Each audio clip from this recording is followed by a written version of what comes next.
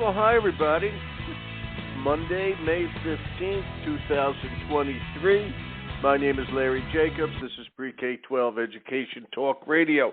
And we're heading down to Baltimore today from where I live in Maine. We're going to be talking to returning guest, Dr. Juliana Pare-Blogoev, and also Jennifer Kraft. Okay, Jennifer is she was one of Juliana's doctoral students. She has her doctorate now, quite obviously, Dr. Kraft does, and she is currently in Baltimore County Public Schools.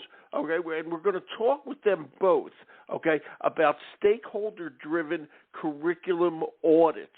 Okay, and all of this is kind of an equity question. We'll be focusing on this. Ensuring that ELA materials provide all students with, quote, windows, mirrors, and sliding glass doors. Okay, we'll find out what all that means as we talk to Juliana and Jennifer, the J ladies, okay, Jen and Juliana. All right, we're going to archive the show over at ace-ed.org. That's where everything we do is. We are the American Consortium for Equity in Education, ace-ed.org. Go over there and read our magazine, which is called Equity and Access. It's a good magazine. It's an online journal. And our awards program is also running right now. So please go over there and check that out. It's our Equity Award. You can nominate yourself, your colleagues, etc. The early bird special is up right now. Please nominate colleagues, friends, companies, whatever you want to do. See all the wonderful categories, etc. Okay, we look forward to having an even greater participation this year than we did last year, okay? And last year was just fabulous. This year we got so many nominations already coming in. We want you to. It is an independent group of judges, all right, that actually decides the winners. It's really a lot of fun, and a lot of people walked away with a lot of great honors from our Equity Awards program. Again, everything is linked over there at ace-ed.org, and please go over, check it all out. By the way, everything we do over there is free for all educators, just so you know that. We're not trying to trap you into anything. All right, let me welcome my guest, Juliana. Hi there, it's Larry. Hi, Larry. Hey, how are you, Larry? It's great to be here again. I really appreciate the chance. It's a pleasure to have you here, okay? It's a pleasure to have you here all the time, okay? All right? And by the way, I wanted to ask you before I bring Jennifer on, okay? You teach with the online mind, brain, and teaching, within the mind, brain, and teaching. And that's where sort of all your work down at Johns Hopkins kind of intersects. The mind, the brain, learning sciences, and teaching. And I want you, thank God somebody's finally using science. So I want to get into that with you a little bit today, okay? Because science does matter. Okay? It does. And we'll segue this way. You were the doctoral advisor of my other guest on the show. She must have done well with you, Dr. Jennifer Kraft. Hi, Jen. It's Larry here. Good morning. Thank you for having me on this morning. Well, you're welcome, Dr. Kraft. So let me ask you this. Was Juliana nice to you when you were going for your doctorate? Juliana was amazing, and I really? am a better thinker, writer, way of just approaching educational challenges through being able to work with her. So I feel extremely fortunate I had the opportunity. And I know that when she decided to bring you on, because she was my contact with all this, she's been on before. She couldn't wait to bring you on, just so you know that. She couldn't wait. Okay? So what can I tell you? Dr. J and Dr. J. Speaking of basketball, right. It works out. It works out pretty well. I got to tell you. And Jen, tell us what you're doing now in Baltimore County Public Schools. What are you doing now? So I am the English language director for pre-K through 12, and so that entails curriculum selection, implementation, professional development. Really what happens in the English language arts part of instruction. Cool. And you're fading in and out a little bit. Are you on a speakerphone or anything like that? Or walking around? Jen? She's trying to figure it out. I can see her. If you can get off a speakerphone, Jen, you should be set. Can you see? You just said you could see her. How can you see her? Are you both in the same place? No, we are Zooming together without audio, so we can see each other while we talk. I'm not on that Zoom. I'm not on that Zoom, so both of you, I want you to picture that I look just like Brad Pitt while you're talking. Got it in our minds. Got it. That'll make the world a lot easier. And Jen, can you hear me now? Or yeah, I don't know what happened. It completely cut out, but so sorry about that. Weird. But luckily, right. yeah. Good. I can hear you perfectly now. All right. Okay. So this is terrific, and I'm so pleased to have both of you on here. We're talking about stakeholder-driven curriculum audits. You're the director of curriculum over at for English over at Baltimore County, a huge district, by the way. Okay, and a terrific district. I know it well. We're talking about curriculum audits, and we're talking about stakeholder-driven curriculum audits. I have so many things to ask you both, the way you entitled this, ensuring ELA materials provide all students with, quote, windows, mirrors, and sliding glass doors. Okay, so I'm going to break this down, all right? And I'll throw these to Jen, and you can pass them over to Juliana if you want. Okay, Jen, when you say stakeholder-driven, who are the stakeholders? Sure. So I'll start, and then I will pass it over to Juliana. And so when we think about stakeholders, we want to think about everyone that... She's leaving again. You're breaking up again. I don't know what's going on. Yeah, she's got the phone right up her ear. Yes, go ahead. All right, I'm going to pass that. You work it out. See if you can work it out. It's no problem. We have to. We'll do the show again. Okay, but maybe Juliana can answer that. Okay, while you're trying to figure that out. Juliana, who are the stakeholders?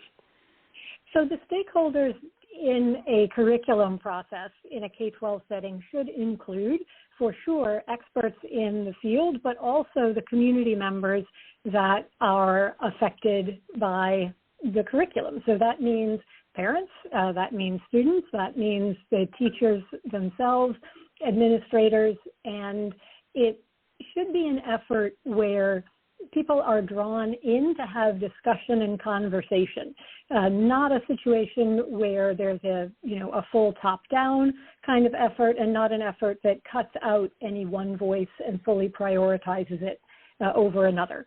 For sure, stakeholders can build a sort of sense of internal culture as they review the materials together, and there will be differences, right, across different districts and different areas. But the main point about the stakeholder component is just that that's historically what the research has shown makes more sense in creating a curriculum approach that builds community instead of drives it apart. That's actually good news, because as we all know, there's a lot of politics involved in education right now.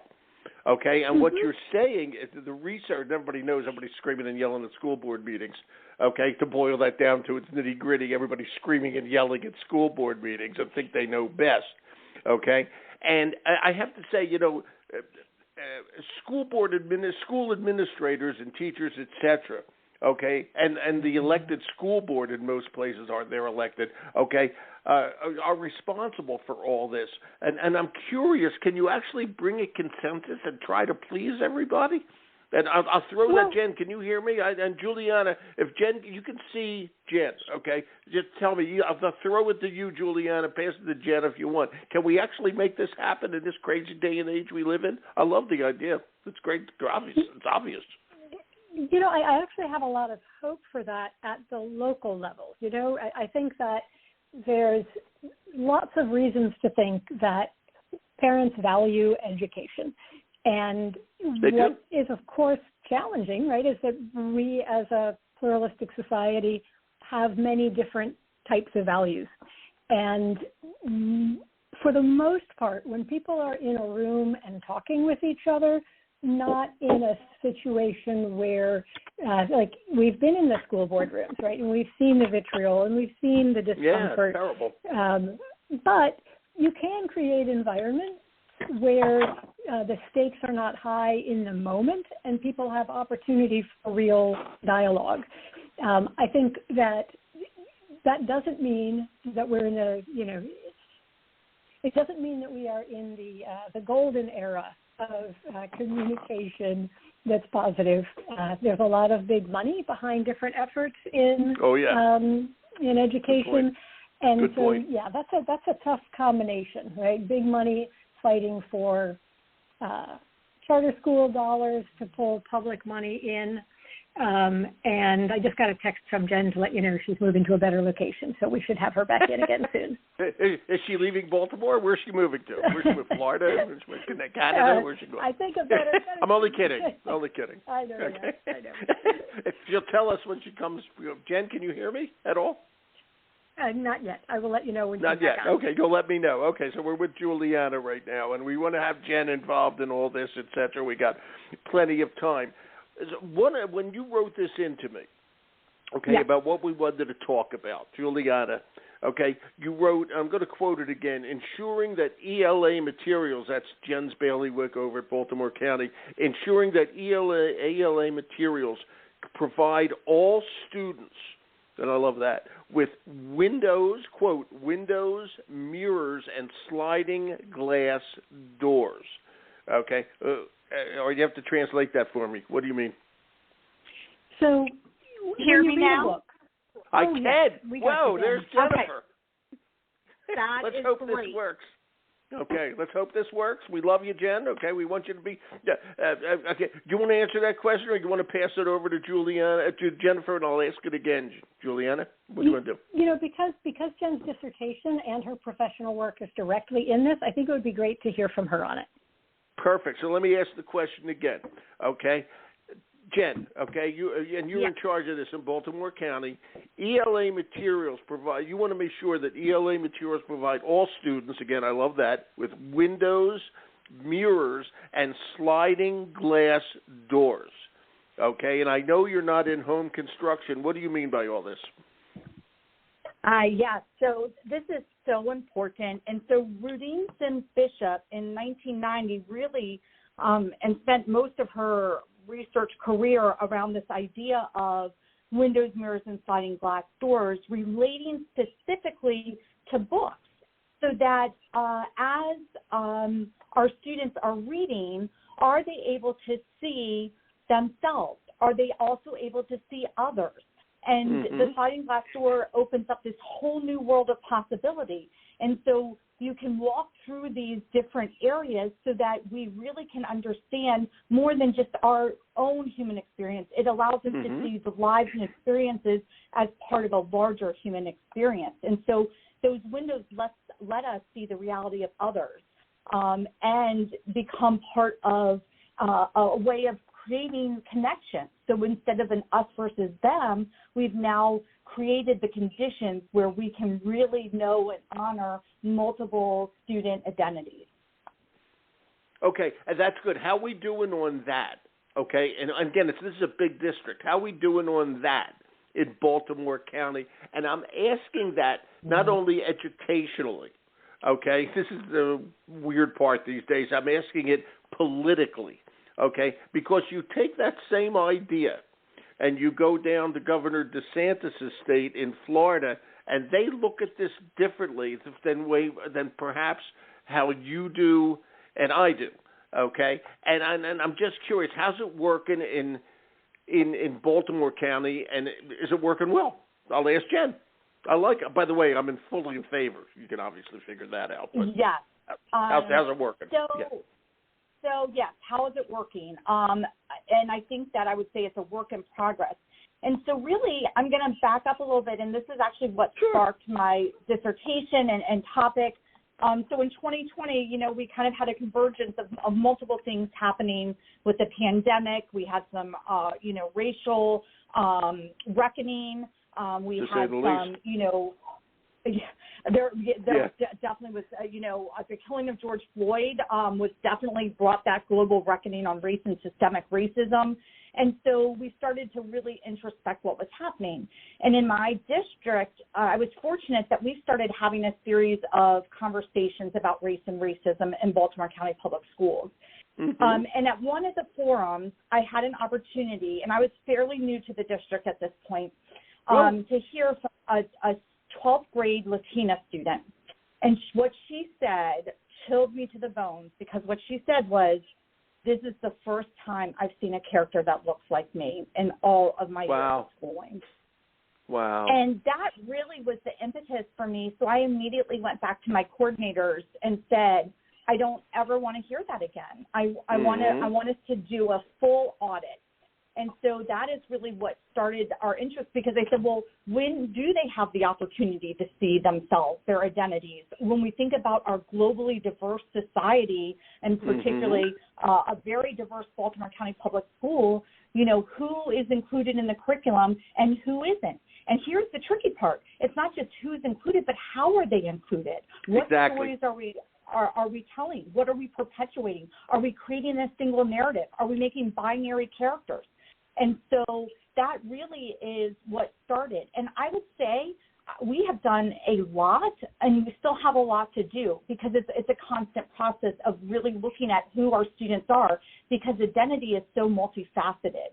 But what we did is we started an audit, and we started looking and saying, first of all, just who's included. And we're not talking just the characters, but who's writing the books, right? Because we want to make sure that we're really looking at authenticity when we include books in our curriculum, but then also what tasks are we asking them to do with those books?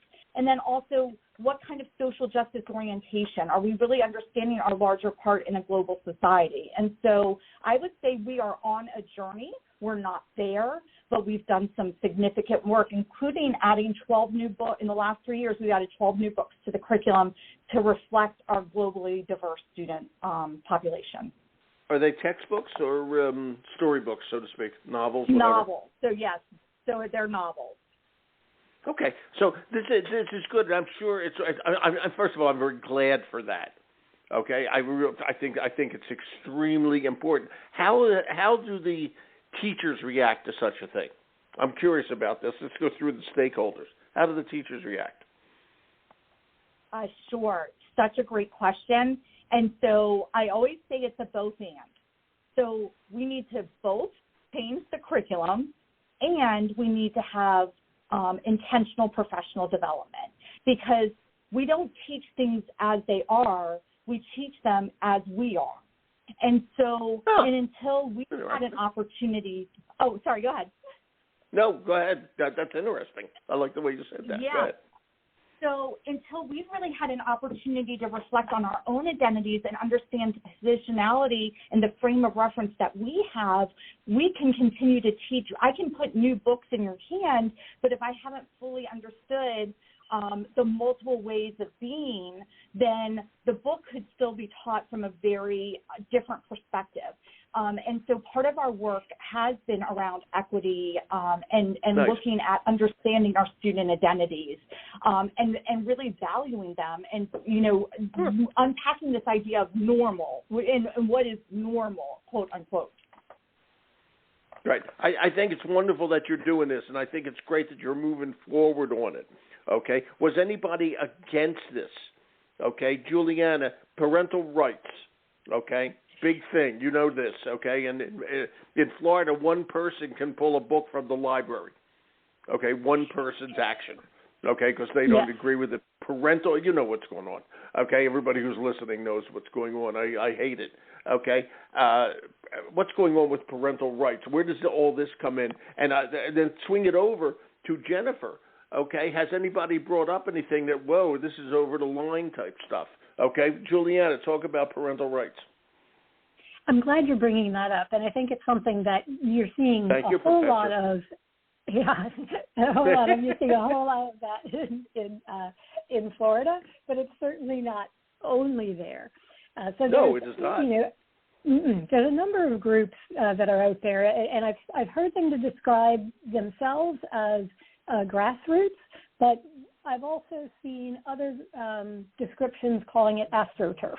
So the distinction would be whether or not an organization gets its primary funding and legitimacy from grassroots development, or whether or not it's getting a significant amount of funding, say, from one or two very influential funders. Right, and be careful of the word grassroots, because we spend half our lives killing crabgrass. That's grass, too. You may continue. Yeah. That's true. Yeah. So you get an organization like Parents Defending Education, which seems to be more of an AstroTurf organization from my perspective, because it has very specific funding from folks who have a known political agenda. And similarly, Moms for Liberty, which is born in Florida. I actually just saw an article today in the Tallahassee Democrat in which a mom who is also a school board member has a child in an elementary school classroom. The elementary school classroom was shown a G-rated Disney movie.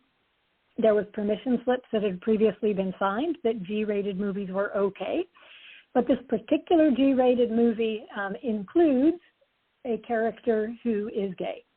And so the Moms for Liberty member, who is also on the school board, raised a complaint, and now this teacher is facing charges because of showing a G-rated movie. My God. Yeah, so it's, I think that, this stakeholder question, to me, it reminds me of, conversations that I would have with my siblings. I was the youngest of four. I had three older brothers, and things weren't always fair from my perspective. So I wanted to do an I cut, you pick model, right? Yeah. Like, you've got a bunch of stuff here. My brothers could cut the cake, but then I would get to pick the slice, right? Like, it's a fair process. Everybody's then incentivized. And in this sort of situation, right, like, that makes sense. I cut, you pick means that the stakeholders are in there, and if somebody wants to say, I want the process to be that any parent can reach in and change the whole thing, well, are you willing to have everybody do that? Is that what you want? Is that how you want the whole thing to go? And in the parental rights space, I think that because there is so much big money behind the idea of parental rights, that it stops, in my mind, from being about parental rights, and it starts to be a situation where people who may have good intentions come into an organization that has a different kind of motivation, right, than maybe that. So I just don't think it's okay that a single parent complaint can create a cascade of disruption for a library, a classroom, a school, a district, or maybe even a state. I don't think it's okay that the math textbooks that were banned in the state last summer, that came down to three people who, one of whom was from Moms of Liberty and two of whom were from the Hillsdale College. It partly reflects to me like this question of what counts as an important evidence that there's been a harm or a potential harm done. And I don't think that a G-rated movie counts as a harm. No, it doesn't. Of course it doesn't. Okay, and everything's going to the extreme in that regard. But my point of all this, and you're absolutely right, the point of all this, we may talk about Florida and Texas, if I may, and but this can spread. Let's put it that way. It is spreading. This can spread, and folks like Jen, when you hear all this and you look at all this, okay, what worries you about all this kind of thing, Jen? So many things. I know. Sorry, I'm taking a little bit of a thought there because there's so much, right? And so one of the things that I always say is that, do you have the right to question somebody's identity or how they identify, and so when we start talking about, we don't want that in the curriculum, I'll give you an example. So, there were, in 2022, it was an all-time high of book bans, right, that they've ever recorded, right, since they started recording them. And 41% of the, the 2,500 books banned were around the LGBTQ community. And then 40% of the banned books featured protagonists or primary, secondary characters of color. And so you remember we started with windows, mirrors, and sliding glass doors, right? So what happens is when we start doing some targeted banning, it decreases that representational balance of characters and cultures. And so then we create these one-sided student reading, and we inflate what's important or what we consider normal or what's acceptable. And so as we think about our growing racial, ethnic, and gender diversity in public schools, we need to be able to read widely and not reductively. And so this really creates this distorted image. It does. By the way, in all this, I forgot to ask. Windows and mirrors, I get. And Jen, I want to ask you, what is sliding glass doors? I've lost that metaphor. What is that? Yeah, absolutely. When you say that. So when Bishop talks about it, she says it refers how readers can walk into a story and become part of the world that's been created by the author, so that you actually become fully immersed in a different experience. So instead of just looking at it, you actually get this chance to experience it. What does that mean? Help me out. What does that mean? Take that one step further. Right. And so the idea is, instead of just viewing and being like, okay, that's nice, you can actually picture what that means, sitting around the table, with those characters, understanding, really understanding that world, as opposed to sometimes we almost create these scenes where we're like, oh, that's so exotic, right? Like, oh, that's so different. But what we're trying to do is make everybody's lived experiences normal. And so the more that we can have those experiences and that you can invite them into them, then you can start to see, instead of this us versus them dichotomy, that, what is the shared human experience that we have. When you do all this, and again, you're the English, you're the ELA, the English curriculum coordinator. And as you talk to your colleagues at that level, what are they doing? What do you hear from them? You must talk to them all the time. And all of this, by the way, let me make the point, all of this has to support everything else. Okay? It can't just be ELA. Okay? It has to be, if I may, science and math and certainly social studies without question. What do you, as you talk about this and all the things that you build your doctorate on, and again, congratulations on that, Dr. Kraft. By the way, how long did it take you to get that at Johns Hopkins? Because had you come to the University of Larry, a much cheaper tuition, I would have given it to you in 10 minutes. How long did it take you? Oh, man, 10 minutes would have been great. Yeah, it would have been great, wouldn't it? Really, and you would save so much on tuition. We're not accredited in any other country but Czechia, but still, it's worth doing. Yeah. So it's designed as a 3-year program. It did actually take me 5 years. Remember I said I was new to Baltimore County, so I actually changed districts. And one of the unique features, the Hopkins has a lot of unique features, but one of the unique features is you do an applied contextual problem. So when I changed districts, I had to make sure that they had the same contextual problem, and it ended up being actually what we're talking about today. And so I started over, and so it took me a little bit longer. We also kind of had a pandemic in there, but you know what? I made it to the finish line. Yeah, just a minor pandemic, but you did great, man. You got the right person to help you along with Juliana. I got to tell you, that department over there at Johns Hopkins is just the best as far as I'm concerned. They're so good at what they do. It's just amazing. So you got great ideas. You're brought into Baltimore County. Go back. What about your colleagues at your level of curriculum director? Do they see what you're doing as a very positive thing? I'm sure they do. Okay, and how does it react in other areas besides ELA? Yeah, that's a great question. And so we actually have done some of this work together. And Good. So social studies started to audit some of their curriculum. Certainly as we start to think about historical representation and whose story is included and whose story isn't included. Yeah. That becomes really important in social studies. So I would say that we're co-collaborators in the work, and that we continue to learn and draw on it. And, I'm very fortunate because my executive director supports this work. And so, like you said, all this work can become controversial, but I'm in an area where my boss supports what's happening. I have colleagues that are, also doing it. And so we actually learn from each other. And so we'll share like our rubrics with each other. We'll say like, well, what kind of training are you giving teachers? And so we really have been able to, I think, probably get further because we've been working together. Yeah, and Jen, curriculum audits, I work with a couple of companies that do curriculum audits, all right? And that's something, when I was teaching, I never even heard of it, all right? Things were just handed down to us, et cetera. We kind of just did it. Okay, I was there a long time ago.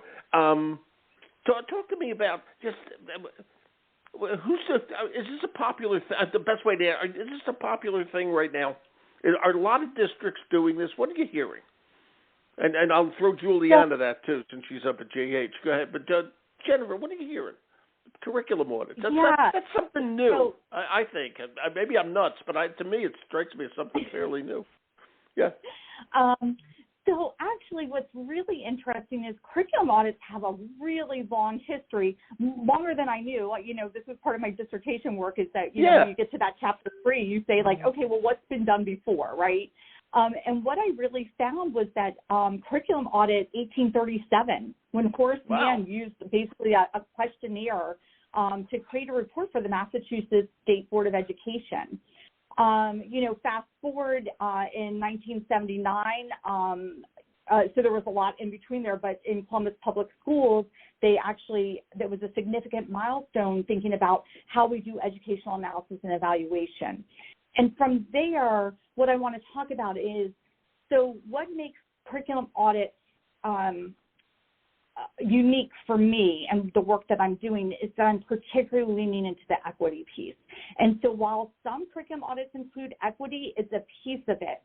And I would say instead of it being a piece of what I do, it's centered in what I do and looking at what's the work that needs to happen. And so I think that's really the difference. And as I started to look at a lot of the curriculum audits, I saw that equity was just kind of like a side note. And I said, nope, it needs to be the whole note. And so that's really how we centered our work. Nice. Not that we're not looking at all the other important pieces of curriculum. It's just the part that we are centering in the work. Well, that's good to hear. And actually, I said at the beginning, I don't know if you know that you heard me, we're the American Consortium for Equity in Education. Okay, so we'd love to have you work with you some more if you're so interested in this, okay, and get your writings out there, et cetera, et cetera. That's an open invitation. If you want to follow up on that, you let me know, okay, because we'd love to help you. I will.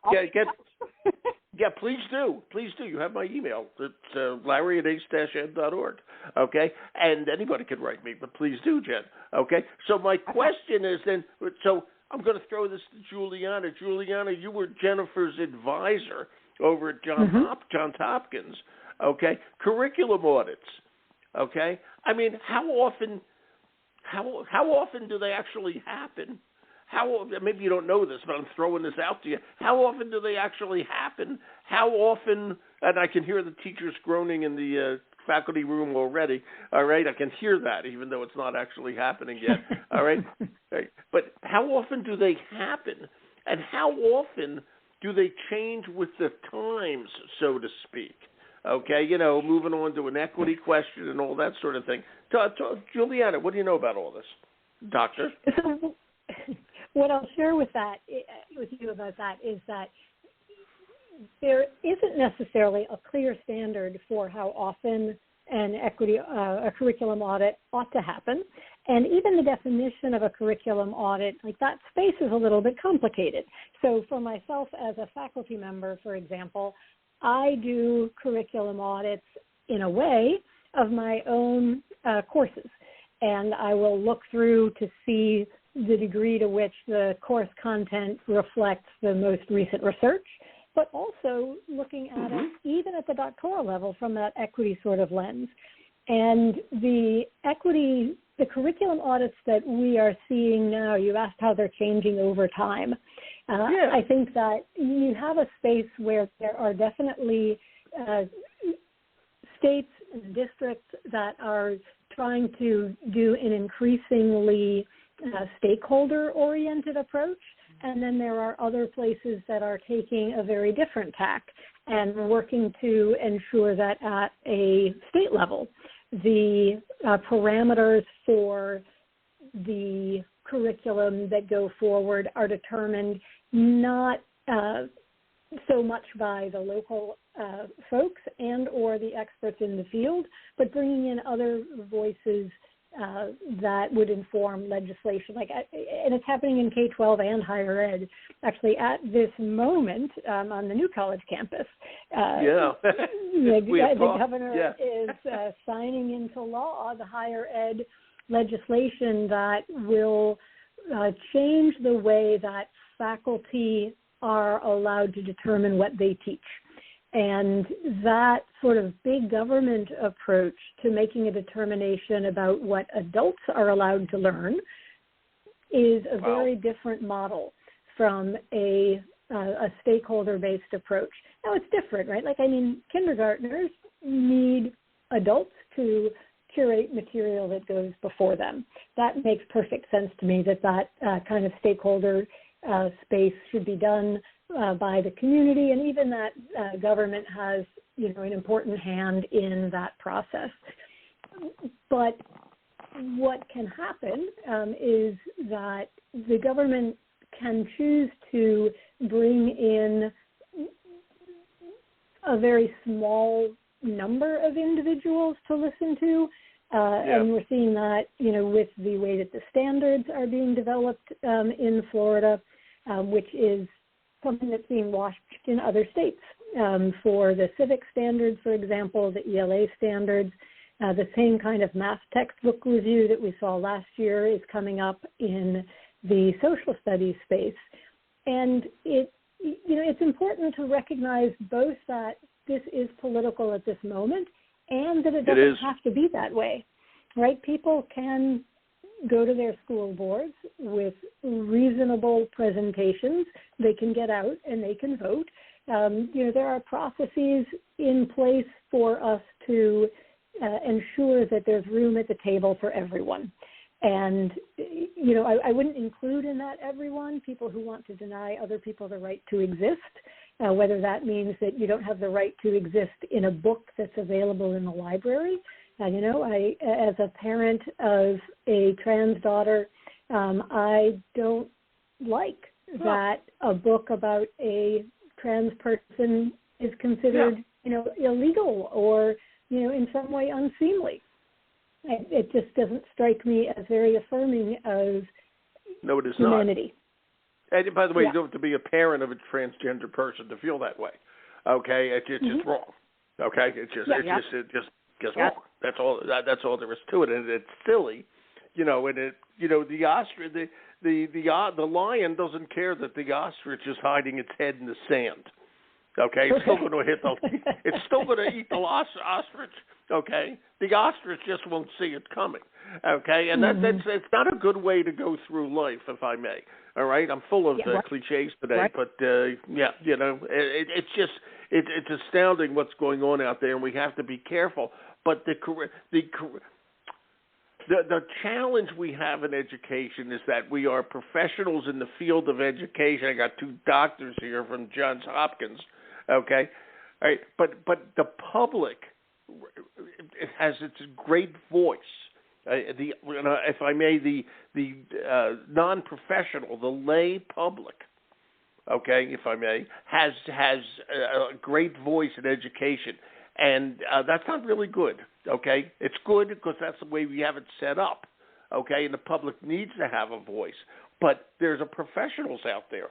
Okay, and we have to look at our kids and understand it not just from one single point of view, i.e. as a parent of one single child. Okay, you have to balance it among everybody. Okay, and we got to be really, really careful on this.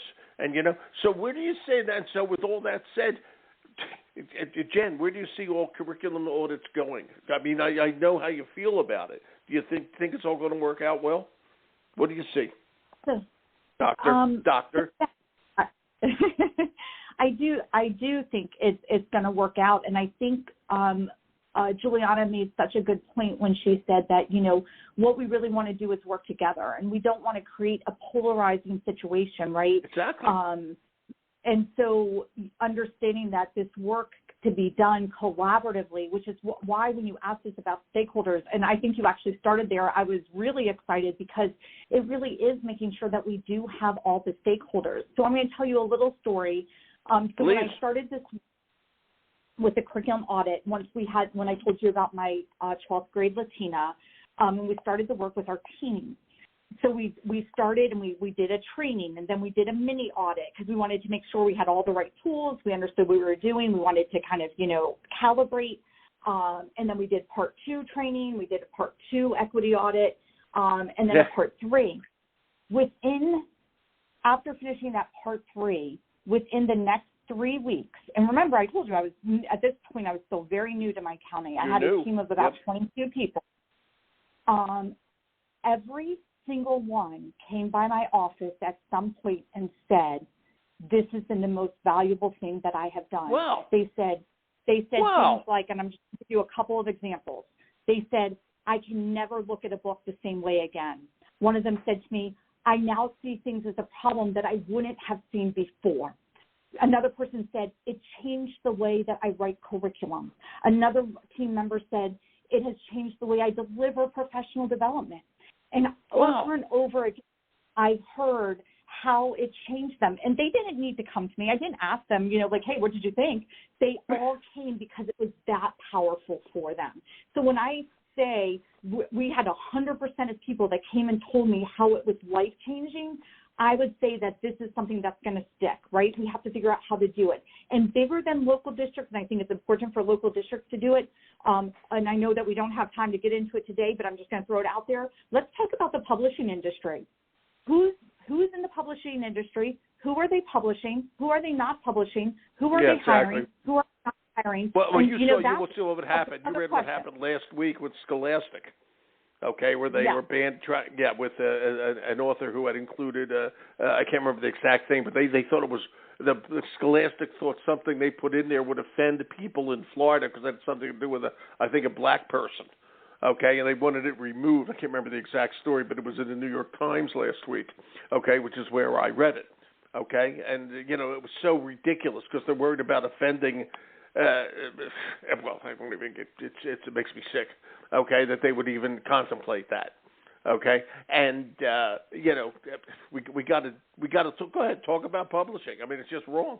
Some of it's just wrong, and there's a lot of great publishers out there. Let me say that, who are fighting this. Okay, but we got to manage that. Go ahead, talk about it. Speak. Can I jump in for 1 second on that, Jen? Sure, of course, Juliana. Yeah. Go. So, it's interesting to think about that from the publisher perspective and also the power that a single buyer can have. So we were all familiar with the word monopoly. Yesterday I learned a new word, monopsony, which is a market structure where there's, a single buyer who has an enormous amount of power. And it turns out that Florida is one of the only states, if not the only state, that is, as a state, purchasing the right to have AP tests for all of its students. And that means that it has an enormous amount of power in the AP class market. And so when DeSantis comes and says that he's uncomfortable with a course on African American history, that's a financial pressure on the AP curriculum producing community. And that power of a monopsony, when a given government in a given state has that power, it changes the landscape of what the rest of the whole country can access. And that's a very different kind of phenomenon than we've seen in the past. The publishing industry has plenty of complications, but it has not historically been in a situation where it is at the whim of, basically a single strategy by a single state. So that is a very new pressure in our educational landscape. It is, but I'll say this to them: if they're not part of the solution, they're part of the problem. I agree. Okay, it's that simple. Okay, at some point you got to stand up and say, no, we're not going to make ridiculous changes. Okay, we'll bite the bullet. Okay, we'll see what happens. In my opinion. Okay, and I understand there's economic and financial pressure, but sometimes, as Spike Lee once said, you just got to do the right thing. Okay, you just got to do the right thing. All right, and you pay the price if you don't. Okay, in the long run. Okay, and I mean, educators will stand up for it. This, This will have a lingering effect on your reputation, as people should learn by now, okay, when you do the wrong thing. Correct. Okay, and it's like all those people who got, quote, canceled on Twitter and all that sort of thing. A lot of them got canceled because they did the wrong thing. They said the wrong thing. Okay? You don't do that. You just don't do it. And it's just, they got to stand up for what's right. Ladies, this has been wonderful. You two are terrific. You did a good job, Juliana, making sure that Jennifer got her doctorate. Good job.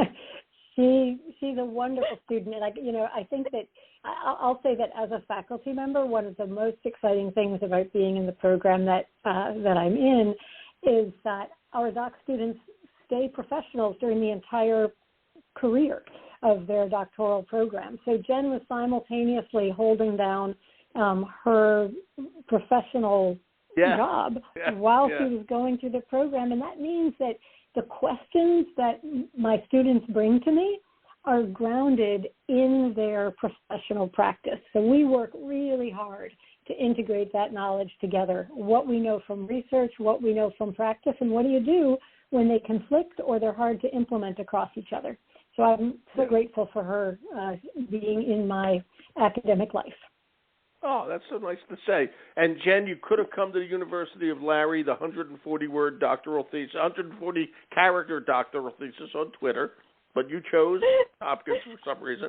Okay, so, what can I tell you? But I think that doctorate will work for you. Congratulations. That's wonderful. And it sounds like you got a great job. They're lucky to have you. I do. Thank you for having me. This was wonderful. It is, and please take me up if you want to write some stuff for us, and we'll get it in the magazine or up on the website. We'd love to share your thoughts. Please, don't hesitate. All right, I will. I'll reach out. Good enough. We'd love you to reach out. We will respond. Thank you, the doctors J&J. We appreciate it. Thank you. Terrific. Thank you so much. Bye. Thanks. Bye. Bye-bye. Thanks. That was from Johns Hopkins. Okay, Dr. Juliana Pare-Blogoev. Okay, and also, actually I pronounced that wrong, Blogoev. Okay, and also doctor from Baltimore County Public Schools, Dr. Jennifer Kraft. Okay, they're great. Okay, good stuff and important stuff and thought-provoking stuff. We'll archive at ace-ed.org. Hey, everybody, thanks for listening. I'm Larry Jacobs. See what we do over there. It's all free for educators. And join our awards program. We'd love to have you participate.